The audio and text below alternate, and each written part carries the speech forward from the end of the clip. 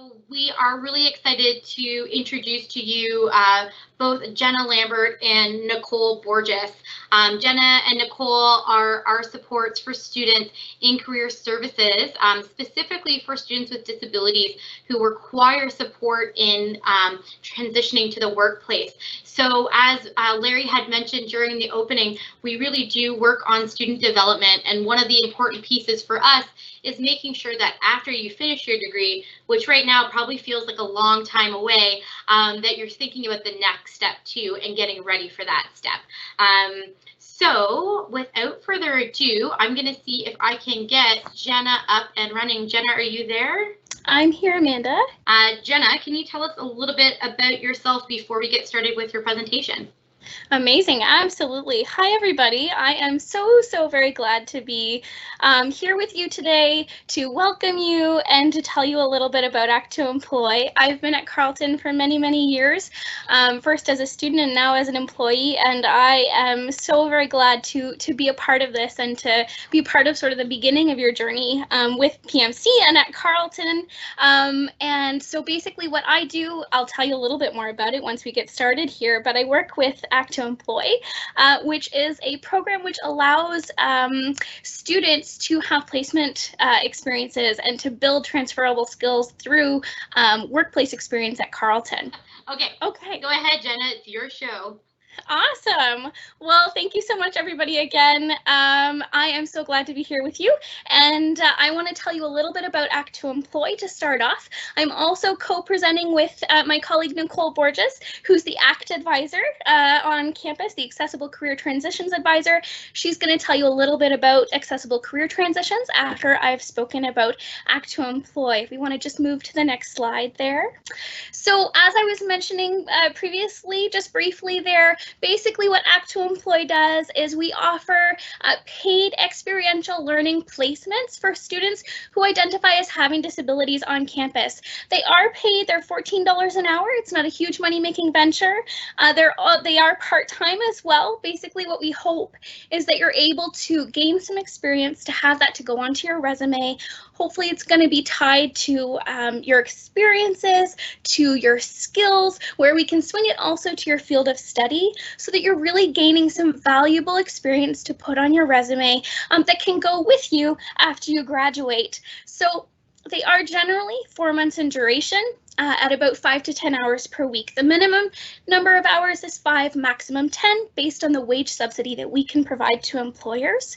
And they're about 4 months in duration, so 16 weeks, the length of your term.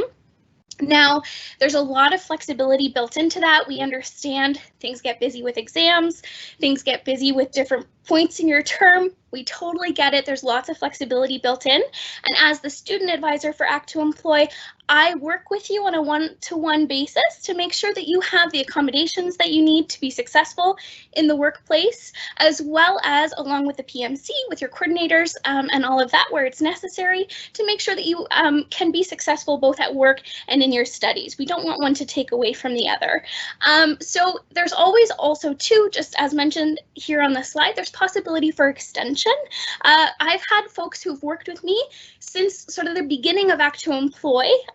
So some folks have been with us for more than 2 years now, working in different placements. So if it's going well for you, it's going well for the employer, there's always that possibility that that 16 weeks turns into a longer placement as well. Awesome. So if we were on campus, we would be located in 411 Torrey Building, which is just around the corner from Career Services. Once we get back to campus, when and if that happens, you'll be, sort of more familiar with what the campus layout looks like. For now, appointments are happening in a sort of online video phone format, okay? I'm more than happy to respond to any questions that you might have, whether that be via email, if that makes you comfortable. You can book an appointment to meet with me, or we can speak over the phone. This is important for students to know. If you want to have access to the job board that is specifically available for Act to Employ students, you have to book an appointment to meet with me.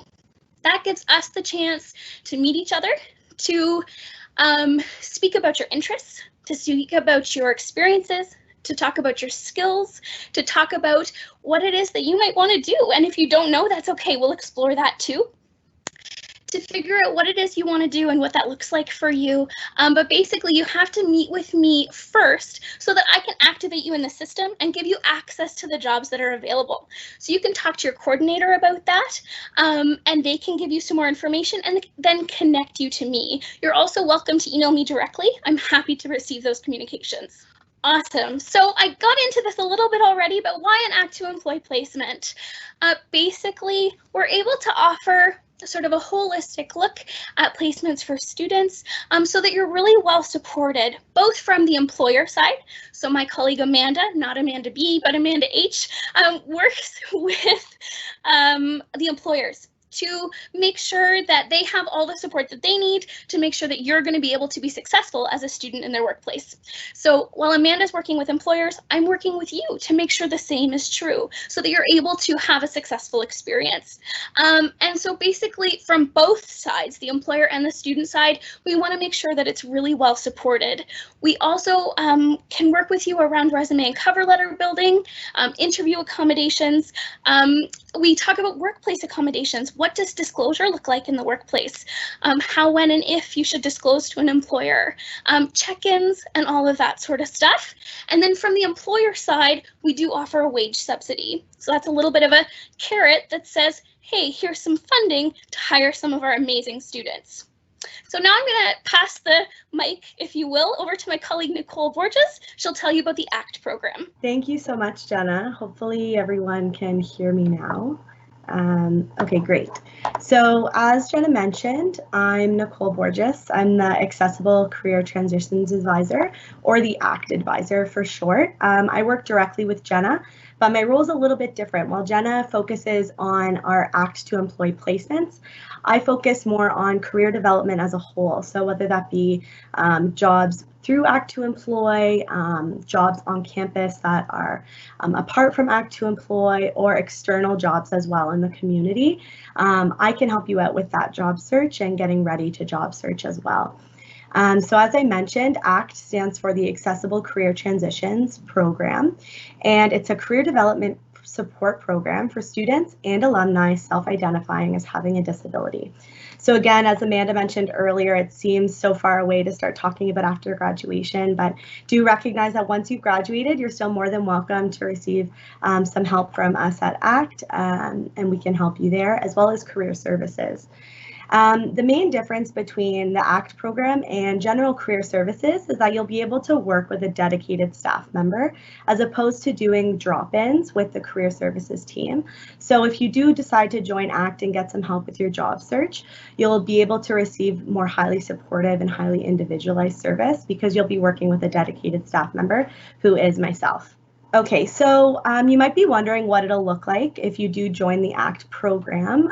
So in addition to receiving monthly emails from us advertising jobs, as well as events that are going on campus, you'll also be meeting with me one-on-one. So initially you'll have the intake appointment, and during that intake appointment, you and I will meet virtually in this right now as we are operating virtually over the phone or video, as Jenna had mentioned.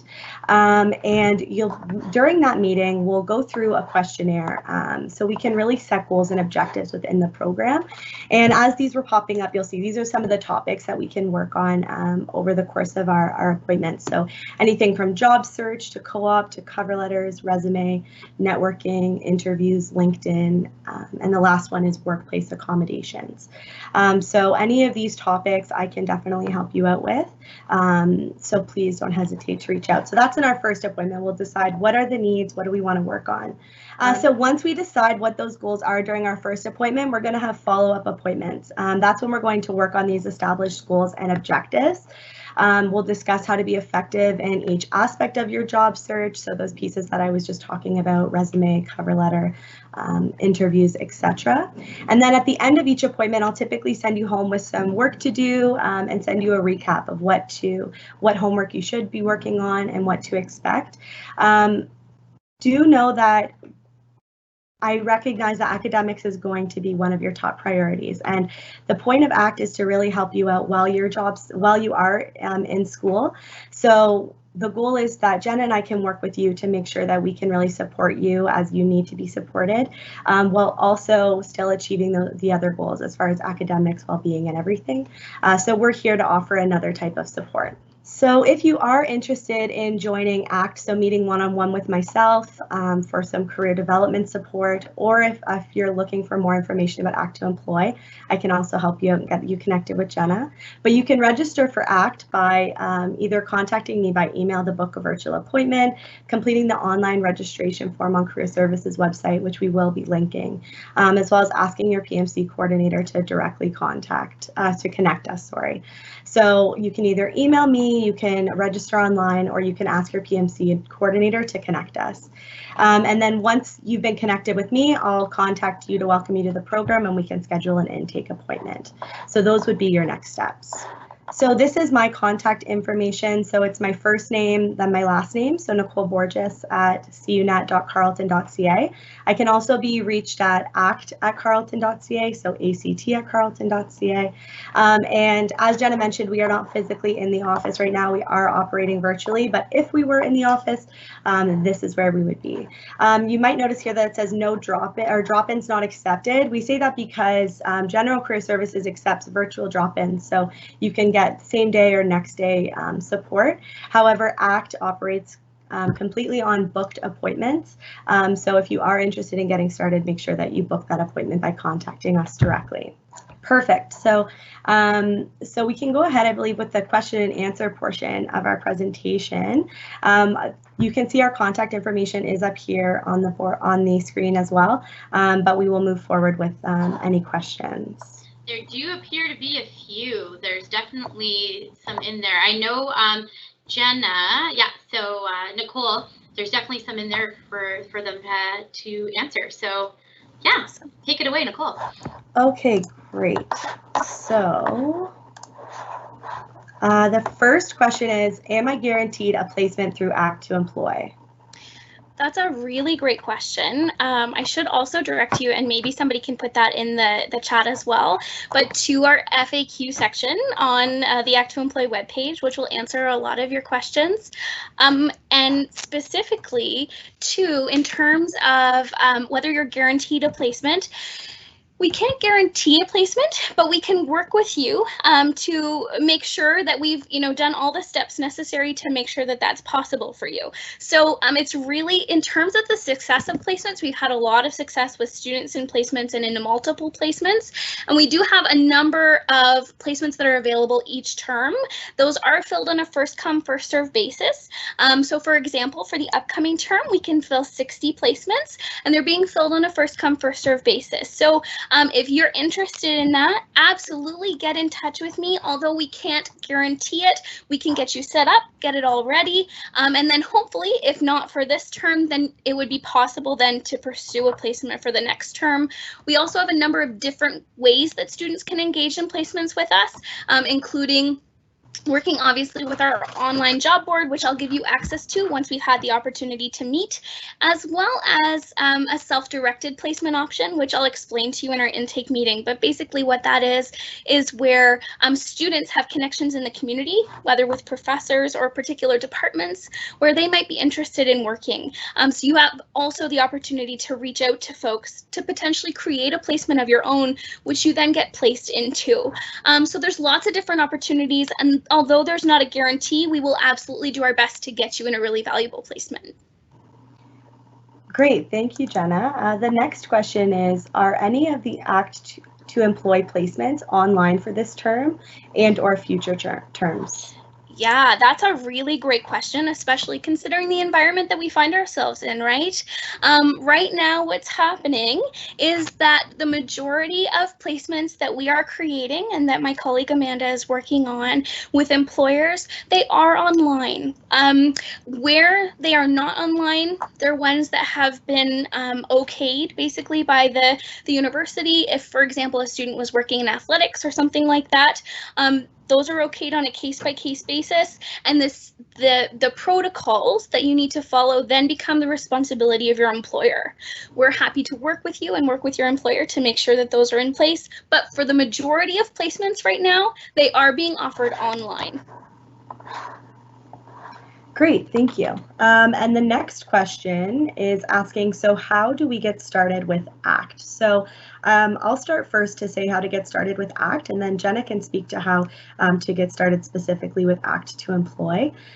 So to get started with ACT, there's a number of ways that you can get started. The first is to email me directly. So that can be done by emailing Nicole Borges, so my first and last name, at cunet.carleton.ca. Additionally, you could email ACT, so ACT at carleton.ca. So that's one way, is to email me directly. The second way is to register online with our online registration form, which will include a link to in the question and answer section, as well as the event. And then lastly, if you want to get connected with ACT, you can ask your PMC coordinator to connect, to have you connected with me directly. Jenna, do you want to speak to how you can get started in ACT to Employ, our placement program? Yeah, absolutely. That's great. So in terms of how to get connected with us, we can also ask for our emails maybe to be put in the chat too, so that people can access those if they wish. You can reach out to me directly as well by email or phone, whatever is your preference. In addition to that though, if you want to be registered with ACT to Employ and you go through the ACT registration form, as Nicole has just explained, you can just, in the field that's there, you can identify that you're interested in ACT to Employ, and she'll connect you to me directly as well. You can speak directly to your coordinator if you wish to, and they'll be able to connect you to me. That's no problem at all. They're pretty familiar with that process and how that works, so they'll just reach out to me and let me know that there's a student referral, and I'll get in touch with you that way. What happens if a student needs assistive technology in order to interact with the workplace environment? Is there a cutoff cost for how much money can be spent for accommodation? That's a really, really great question. Accommodations are set up on an individual basis. So that's something that we would work together with the student to make sure that you had what you needed in order to be successful in the workplace. Oftentimes what I find is if there is assistive technology that's required, the student often has access to that technology. And if not, we can often find it for you, get it for you. And then what happens then basically is where the employer is comfortable with that, you might be able to use your own device in order to work within the workplace. Or we can also get creative in terms of the cost that's associated. It really depends. And again, that's on a case-by-case basis, but we would work it out to make sure that you had what you needed to be successful. That includes assistive technology for sure. Awesome, thank you. And the last question here is there any list of placement options, or are options limited to what we can find? That is a really great question also. So there's a number of different ways that you can find employment through us, through ACT to Employ. One of them is through our online job board, which you are given access to once you've met with me for the intake appointment. That job board gives you access to the jobs that have been created by us and are currently open. We are a little bit different than other job search supports like Work Study or the Job Shadow program or those kinds of things that are available on campus, in that we're really flexible as to when employers can come to us and say, hey, we want to hire a student. So oftentimes you'll find once you have access to that job board that it's continually being updated with new opportunities.